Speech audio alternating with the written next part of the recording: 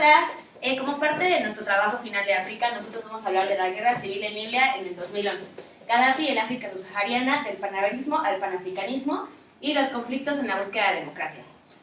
Nuestro equipo está conformado por Jimena González, que no pudo estar aquí porque salió del tema de emergencia, Jessica Yael Águila, Nayibé, yo, Guillermo y Pablo Jacobo.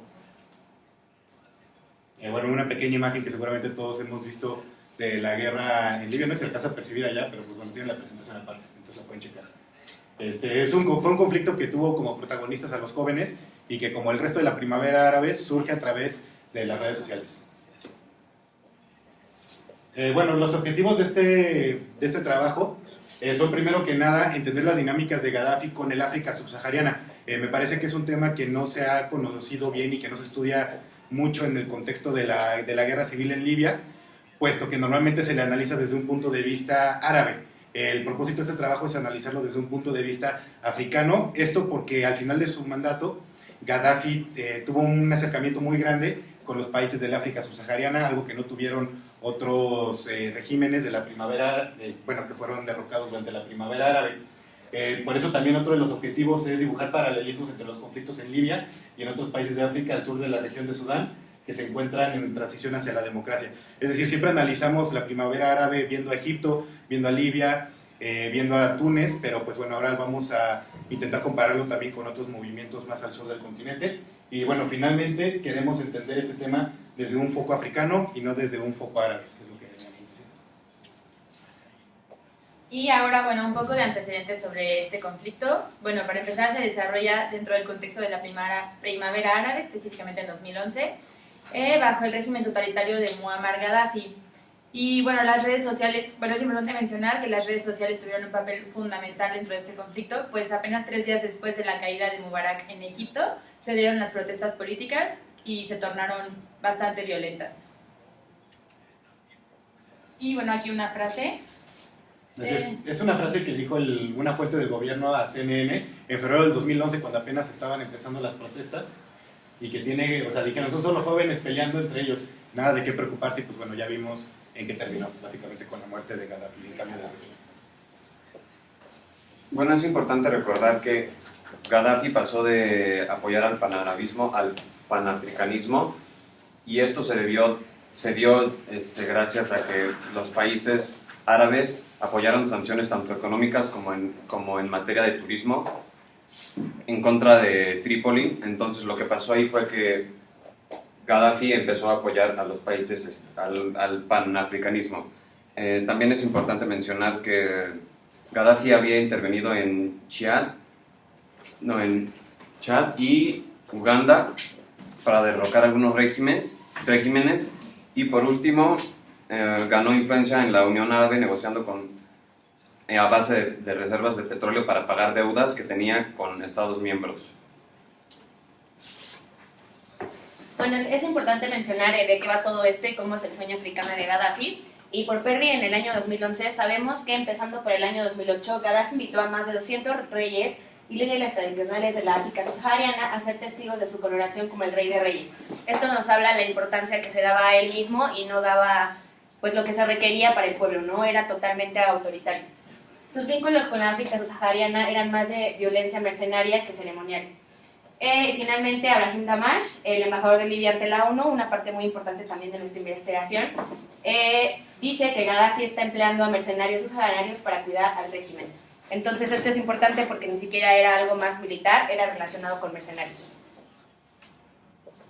Bueno, aquí vemos nada más ilustrado en una pequeña caricatura este tema. Aquí vemos que probablemente es algún jefe de Estado de un régimen del África subsahariana inyectándole mercenarios al régimen de Gaddafi. Pues bueno, la frase que dice el ex representante de Libia ante las Naciones Unidas, que estaba empleando a mercenarios subsaharianos para cuidar al régimen. Y pues esto, incluso ahorita antes de realizar la investigación a fondo podemos decir que hay cierto paralelismo, porque se repiten las estructuras sociales que ya vimos en la clase, que tienen que ver con, por ejemplo, la contratación de personas por parte de los países árabes y del norte de África a personas del África subsahariana.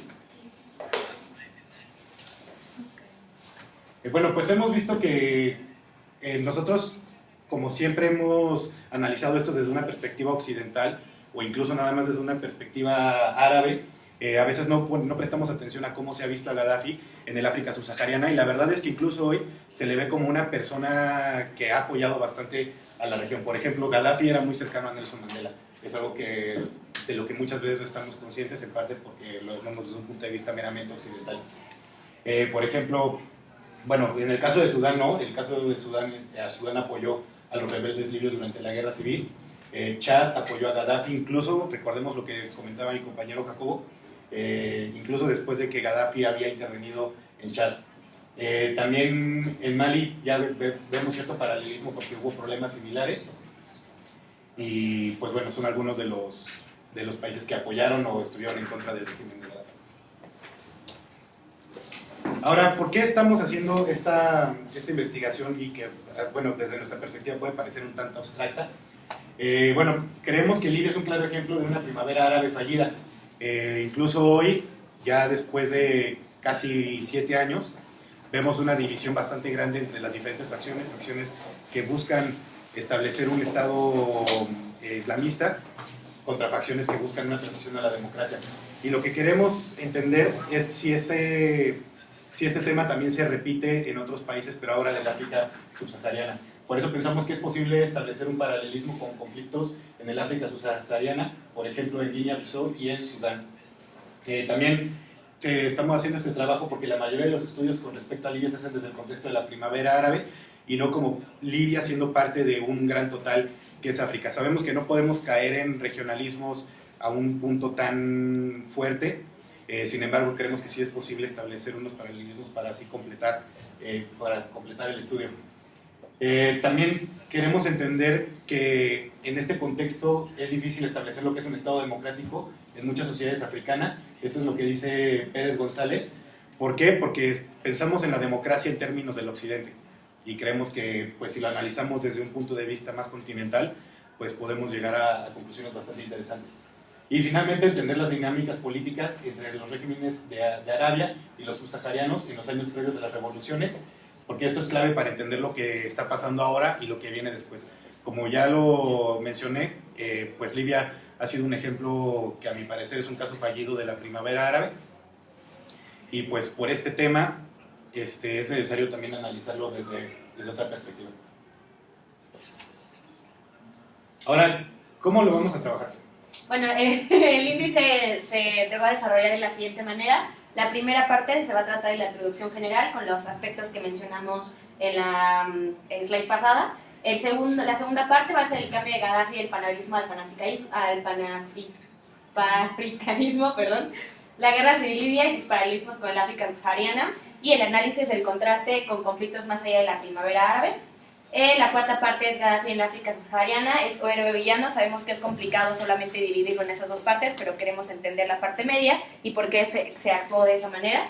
Y en la quinta parte es el estado actual. Los nuevos gobiernos buscan lo mismo o enfrentan problemas similares, porque queremos establecer que por parte del pasado pues podemos entender el ahora, como lo mencionó Memo. Y finalmente la parte de las conclusiones, que esperamos entender de qué manera es que esto afectó a la hora de esos países. En el tema de las fuentes que vamos a usar fuentes principalmente académicas, aunque conocemos que esto puede tener sí podemos tener ciertas limitantes, porque pues es un tema que no se ha estudiado antes. Sin embargo, es por eso que lo queremos hacer, pues queremos entender estas dinámicas. Y pues bueno, aquí está la bibliografía que usamos. Muchas gracias. Gracias.